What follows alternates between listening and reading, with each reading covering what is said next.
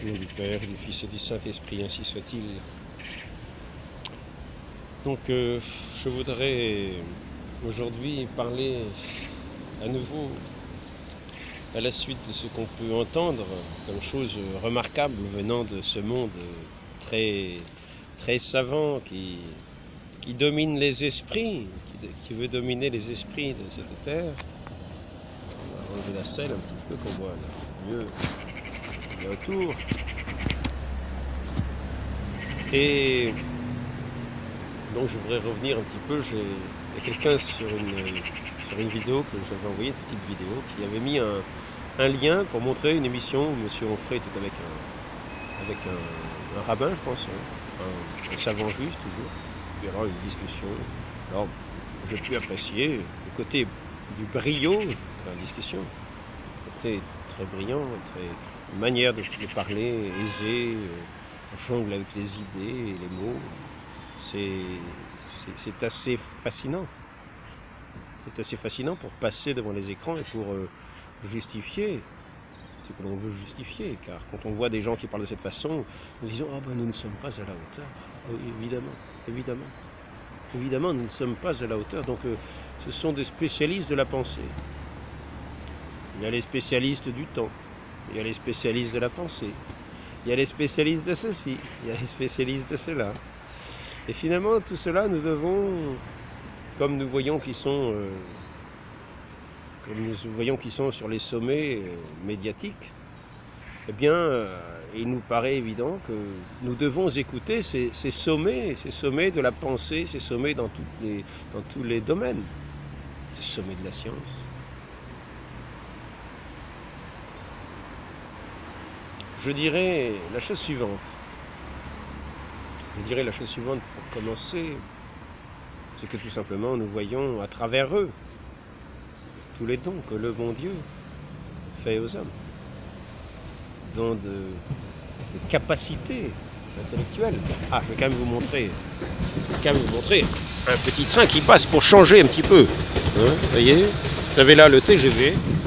Alors attendez un petit peu, les autres aussi, ils ne vont pas être en défaut. Voilà le TGV qui passe devant, mais il va à la vitesse... C'est un TGV.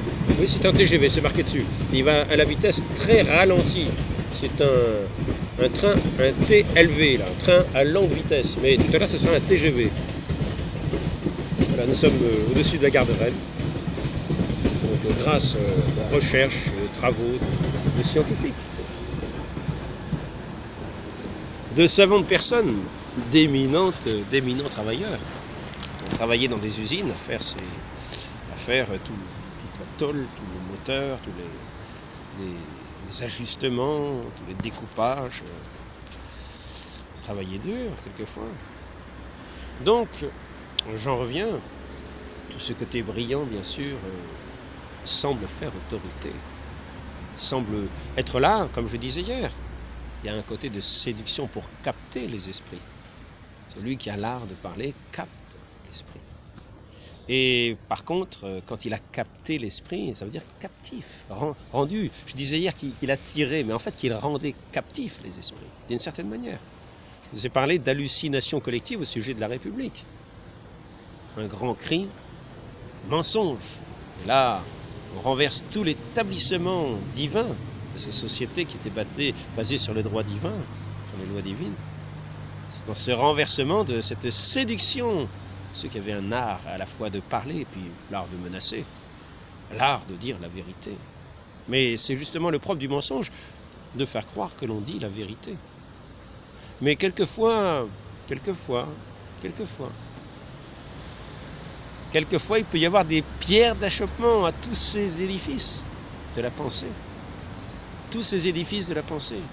Comme je vous l'ai dit, cette grande hallucination collective consiste en un tour de magie. C'est-à-dire faire passer ce qui est faux pour vrai, ce qui est vrai pour hallucination, pour mensonge, hystérie, illusion. Donc c'est un renversement et il faut être capable, parce que c'est là tout le sens de notre vie, Voilà tout le sens de notre vie. Savoir discerner ce qui est vrai, le vrai du faux. Je vous parle de pierre d'angle parce que notre Seigneur dit « Je suis la pierre angulaire » sur laquelle viendront buter tous ceux qui rejettent cette pierre angulaire.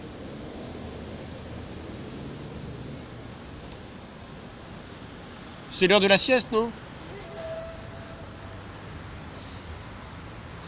Tous ceux qui rejettent cette pierre angulaire. Et il y avait quelqu'un qui portait un matelas à la poubelle. Attendez, c'était l'heure de la sieste. Apparemment, ils vont dormir ailleurs. Ils sont repartis. Donc, cette pierre angulaire du Christ qui fait la contradiction au monde, qui est la contradiction au monde. C'est la pierre de fondement de tout l'édifice et de la création même. Le Christ est non seulement la pierre angulaire de l'Église, mais de toute la création même. Et je vais aussi vous montrer une petite pierre angulaire qui, pour les esprits sensés, fera chuter ce bel édifice et cassera cette horrible hallucination, cette espèce de tour de magie, de tour de passe-passe, dans des formules magiques, que l'on va dire bien sûr scientifiques, pour leur donner autorité et force. Grâce à des formules magiques, des formules mathématiques, nous allons permettre des choses extraordinaires. Nous voyons que c'est déjà le travail d'une intelligence. Les mathématiques sont déjà le travail d'une intelligence. Si par exemple, j'avais une boîte d'allumettes, est-ce que je l'ai mise? Où est-elle ma boîte d'allumettes?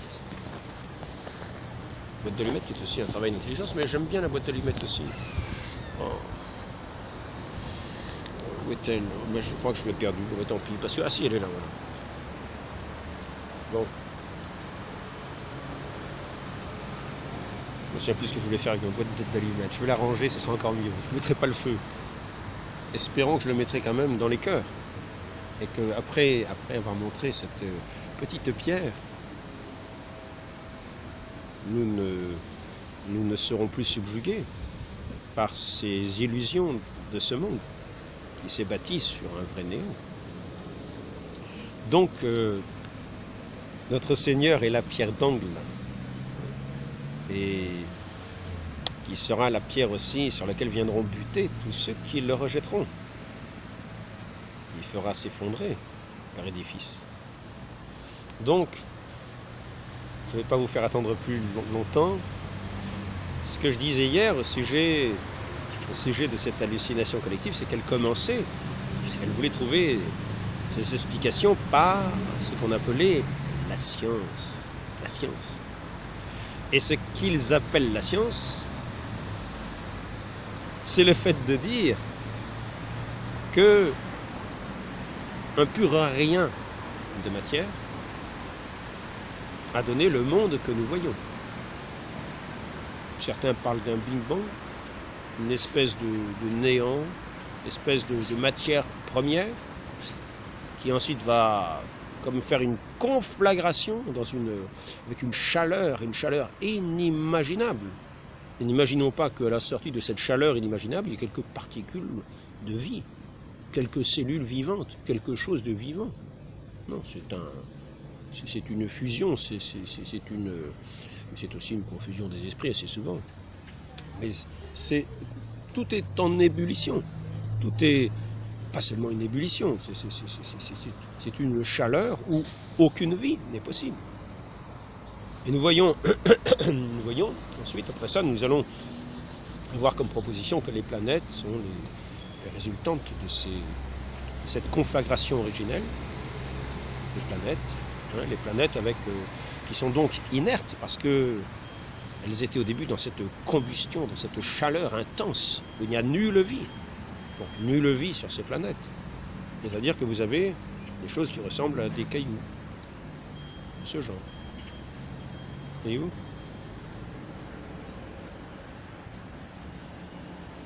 Mais là, vous avez encore un petit peu de terre, vous avez encore un petit peu de vie. vous avez encore des cellules vivantes. Alors que, après cette émission de chaleur, aucune cellule vivante, rien, un caillou. Et donc, on va vous dire que par pure magie, par des formules mathématiques, formules magiques, nous allons nous concentrer et nous allons dire abracadabra, abracadabra, abracadabra, transforme-toi, transforme-toi en ce que nous voyons aujourd'hui. Un arbre, vous voyez l'arbre ici, vous en voyez peut-être un petit bout ici, là. Hop, là, les branches. Moi-même, hein? Moi-même, vous voyez, mon ancêtre. Transforme-toi, transforme-toi, abracadabra, c'est scientifique. Ce qu'il faut, tout simplement, dans cette formule magique, c'est ne pas oublier les zéros. Hein, ne pas oublier les zéros. Alors moi je dis que ce sont des zéros de la pensée. C'est un néant de pensée. Pour penser que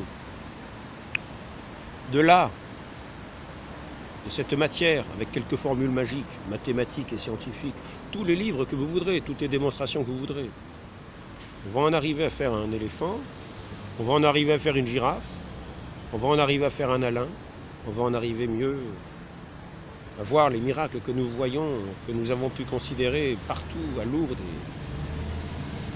dans toute la vie des saints, toutes les choses les plus extraordinaires, qu'à partir d'un caillou, mais sans intelligence, juste de la matière.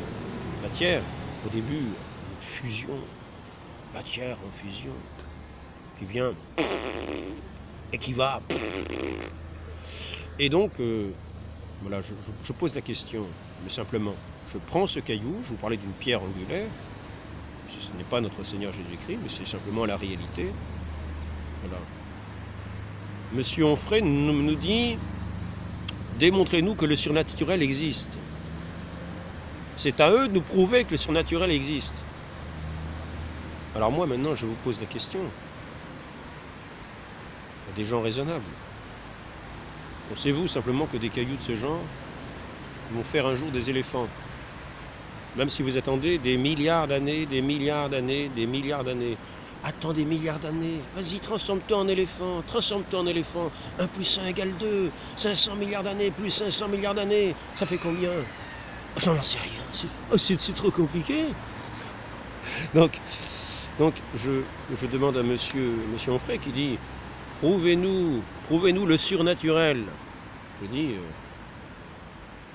démontrez-nous comment ce caillou va se transformer en éléphant. Si vous ne pouvez pas, moi j'affirme qu'il ne se transformera jamais en éléphant. Celui-là, peut-être, il y a des petites particules de vie. Et vous prenez un caillou sans aucune vie. Alors attendez, il y a un autre train. Bon, vous n'aurez pas droit, c'est juste à la deuxième. Voilà, vous voyez, nous sommes dans une gare, nous en profitons. Il ne faut pas que je reste trop longtemps parce que je crois qu'il va bientôt être temps que je m'en aille. Il va y avoir une messe. Enfin, je voudrais juste, dans cette chose-là, marquer les esprits. Pensez-vous vraiment que c'est scientifique de dire qu'au bout de quelques milliards d'années, des cailloux de ce genre vont se transformer en ours, en tortue, en humain? Hein? Le diable dans le désert disait « Dis que ces pierres deviennent des pains. Si tu es le Fils de Dieu. » Ça, nous oublions. Je voudrais rappeler simplement pour certains qui doutent de la divinité de notre Seigneur Jésus-Christ. Car ici, quand il est dit « si tu es le Fils de Dieu », cela veut dire « si tu es Dieu ». Car Dieu seul peut faire des choses de ce genre. Transformer des pierres en pain, dans sa toute-puissance. Comprenez? Donc là, nous arrivons dans le domaine du surnaturel. Celui qui a créé toute chose vraiment du néant, de rien. C'est-à-dire qu'il n'y avait même pas un trou noir, même pas un Big Bang original, rien. Et dans sa toute-puissance de ce néant de matière, notre Dieu a fait la création, a fait cette création dans sa toute-puissance, dans sa pensée même, par son Verbe éternel, par sa parole qui est le principe de toute chose. Maintenant, démontrez-moi que cette chose-là va se transformer en éléphant. Même si vous attendez 500 millions d'années. Alors, faites vos démonstrations, faites vos formules magiques. J'appelle ça, pour ceux qui tombent dedans, un tour de passe-passe, un tour de magie, avec des belles formules que très peu comprendront, qui ne seront pas une démonstration. Parce que ces formules-là n'ont véritablement aucun sens. Ce sont des formules avec des zéros à l'infini, dont on n'a aucune idée, qui sont des abstractions les plus lointaines. Et au bout de tous ces zéros à l'infini, on voudrait nous faire penser que parce que le temps est passé, cette pierre va se transformer en éléphant. Ou bien alors que je vais vous parler comme je vous parle maintenant. Voyez-vous, la pierre qui va se mettre à s'animer. Alors, donc je voudrais faire prendre conscience simplement de cette chose. Si ça ne vous apparaît pas comme une évidence que la création que nous avons là ne peut pas venir simplement que d'un caillou inerte, sans qu'il n'y ait aucune intelligence, aucun esprit intelligent, aucun esprit tout-puissant pour agencer toute chose, à ce moment-là, évidemment, vous êtes sous l'influence de magiciens qui vous font croire qu'ils transforment des pierres en singes. Parce qu'il faut absolument faire passer l'homme pour un descendant d'un singe. Et donc, nous allons voir que toutes leurs démonstrations, toute leur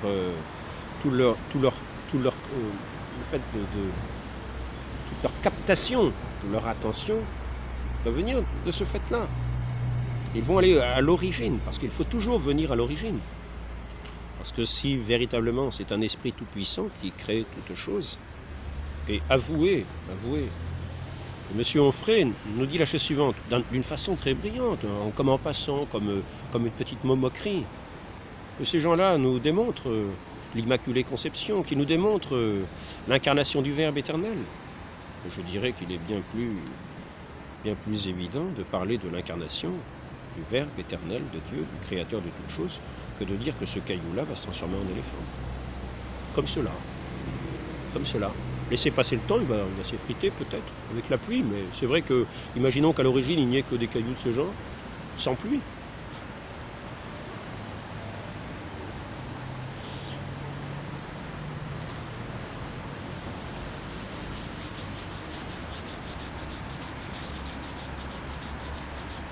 Monsieur Onfray, donc, nous met au défi. Je parle de Monsieur Onfray, mais c'est pas le seul. C'est pratiquement tous ceux qui sont dans cette perspective.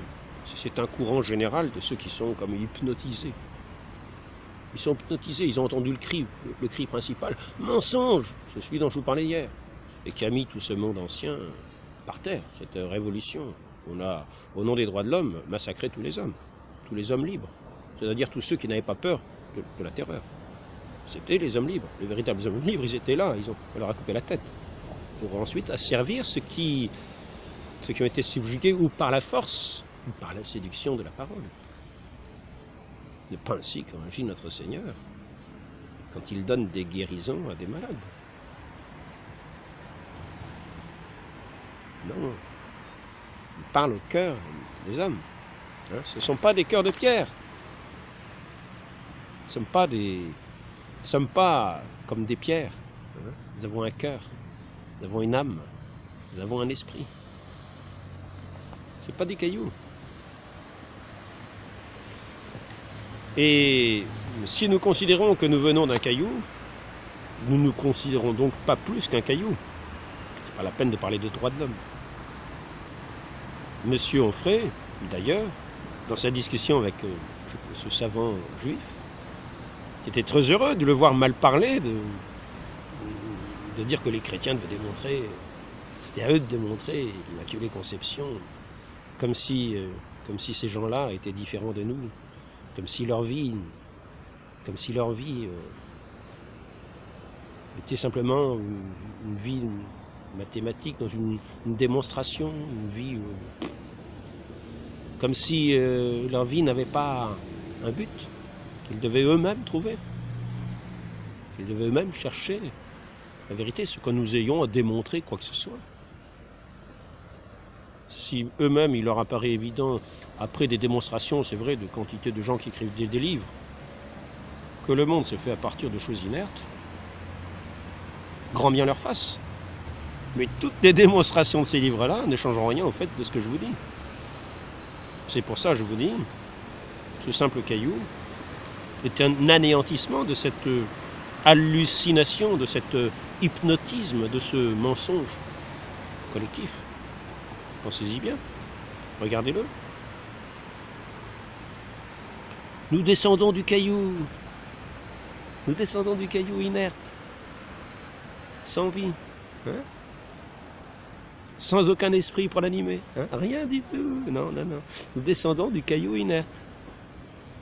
Voilà la nouvelle théorie. Vous voyez, le caillou, et puis ensuite, le frère Alain. Le caillou, regardez, hop, et puis après ça, le frère. Le caillou, j'ai mal fait, hein.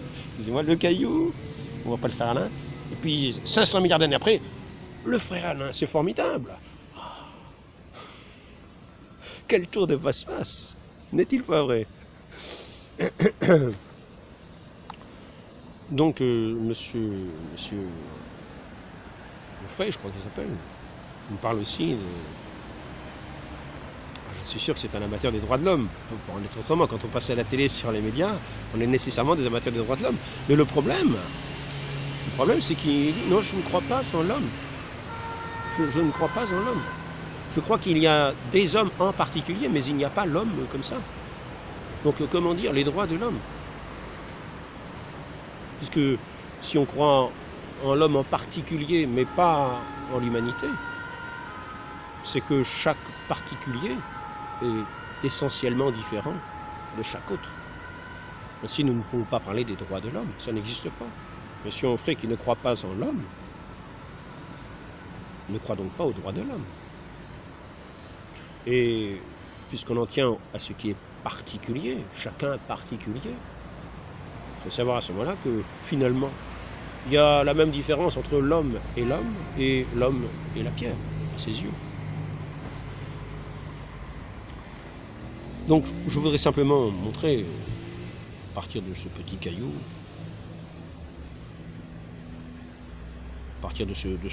j'espère en trouver un d'une meilleure forme, un peu plus joli, un peu plus avec des lignes plus jolies, plus nettes, plus tranchées,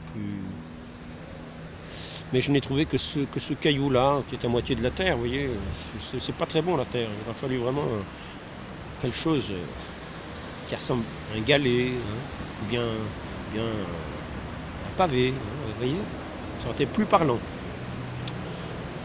Donc, je ne vais pas continuer très longtemps cet entretien. Je pense que face à toutes ces formules, toute cette science, nous pouvons opposer simplement la raison que chacun peut avoir quand il voit directement ce que je lui ai montré. À savoir que c'est pas parce que le temps va passer que ce caillou va se transformer en humain, sans qu'il n'y ait aucune intelligence toute puissante et créatrice.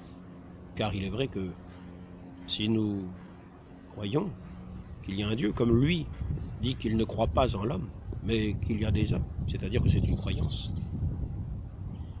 Les droits de l'homme, à ce moment-là, atteignent aussi le niveau de la croyance. Nous entrons dans une nouvelle religion, mais une nouvelle religion qui est dans le fait de captiver les esprits.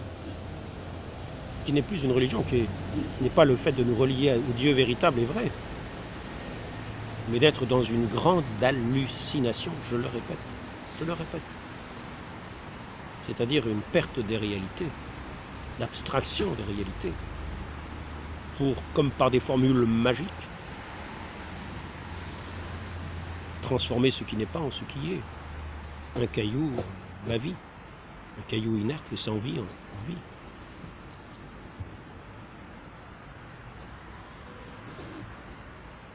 Nous faisons simplement appel à la raison et faisons cet acte de foi.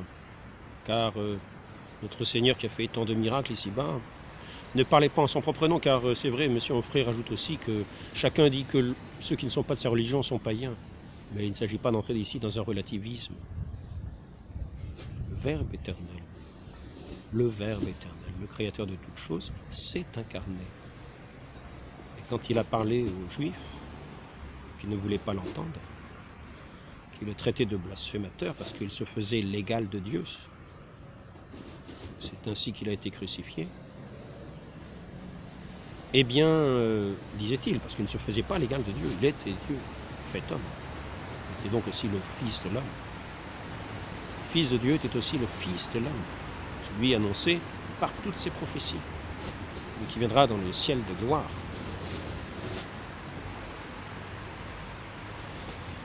Je perds le fil.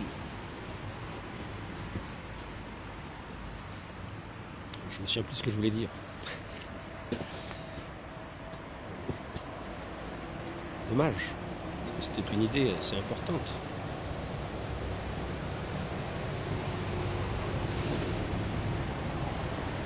C'est ce que...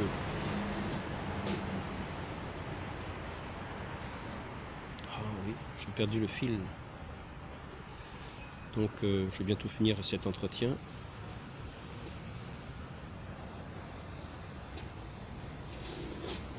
Oui, c'est ça, le relativisme des religions. Le relativisme des religions, il disait, chacun dit que ceux qui ont d'autres religions que la leur sont athées. Mais notre Seigneur Jésus-Christ, celui dont je viens de vous parler, disait à ceux qui ne le croyaient pas, si vous ne croyez pas à cause de ce que je dis, croyez à cause des œuvres. Et les œuvres de notre Seigneur étaient évidentes, étaient répandues partout dans la Judée. On venait à lui de tous côtés pour être guéri de toutes sortes de maladies. Toutes les maladies étaient guéries, tous les malades étaient guéris. Ainsi qu'il est écrit. Nous voyons la puissance qu'il a sur les éléments, la multiplication des pains, la façon dont il marche sur les eaux, dont il s'élève au ciel après sa mort et sa résurrection. Toutes ces œuvres, dit-il, témoignent du Père qui accomplit ces œuvres, qui témoignent de moi. Aussi, nous ne faisons pas référence simplement à nous-mêmes, mais à celui pour qui, effectivement, le Père a envoyé ce Fils unique accomplir ces œuvres que nul autre n'a fait, à témoigner de la vérité. C'est à la vérité que nous sommes appelés, non pas à des illusions, non pas à des gens qui vont nous perdre dans des calculs plus ou moins extravagants, lointains, dans des brillants, par des sciences extraordinaires. Prenez simplement ce caillou, laissez-le tomber sur leur calcul, vous serez libérés. Demandons cette grâce à la très sainte Vierge Marie, au nom du Père et du Fils et du Saint-Esprit, ainsi soit-il.